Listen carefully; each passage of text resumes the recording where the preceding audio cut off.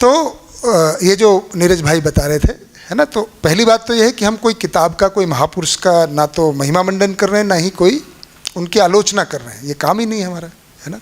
हम तो केवल ये जांच रहे हैं कि भाई मानव की मूल चाहत क्या है और उसको कैसे पूरा किया जाए, और उसका पूरा करने के अभी जो प्रयोग हुए हैं मुख्य रूप से 2, उनसे क्या निकला है।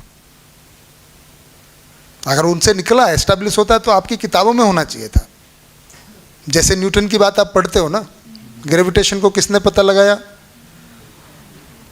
न्यूटन ने। उसको पढ़ा रहे हैं, स्कूल की शिक्षा में तो वही पढ़ा रहे हैं, है ना। इलेक्ट्रिसिटी की खोज किसने की? Michael Faraday. उसको पढ़ाते हैं, बच्चों को पता है कैसे कैसे हुआ। उसके बाद में, है ना, ये ट्यूबलाइट किसने खोज दी? उसको पढ़ा रहे हैं। उसके आधार पे, उसकी जो खोज की, उसने जो टेक्निक निकाली, उसके आधार पे पूरी फैक्ट्रियां लग रही हैं, है ना। ट्यूबलाइट की आज फैक्ट्री है। सुख की फैक्ट्री कहाँ है? नहीं, वो तो अभी शुरू कर रहे हैं। अगर ऐसा होता तो उसकी फैक्ट्री होती है ना, उसके आराम से उस तरह से जीने की, उसकी कोई परंपरा, जिसको कहते हैं कोई परंपरा में आता, शिक्षा में आता। शिक्षा में तो नकार दिया ना, जैसे भैया ने बोला भाई हमारे बच्चे नहीं जाते आज मंदिर मस्जिद, अगर उनको भेजना चाहें तो बोले छोड़ो, हमको पीछा करो, हमसे हमारे पीछे मत पड़ो। भौतिकवाद किया रहे हैं उन्होंने, नकार दिया। आप कहाँ स्वर्ग की बात करते रहे, तो कहाँ है, किसने देखा है स्वर्ग, है ना। और वैज्ञानिक तो बोल ही रहे हैं, जो इंजीनियर डॉक्टर्स हैं आज के भौतिकवादी हैं, कि भाई यहीं दिखा देते हैं, आप बताओ ना क्या चाहिए आपको। वहाँ दिखाते हैं कि, है ना, पहाड़ पे गर्मी लगती है, पहाड़ पे चले जाते हो, पहाड़ जाने की क्या जरूरत है, यहीं पे पंखा एसी लगा देते हैं, क्या दिक्कत है।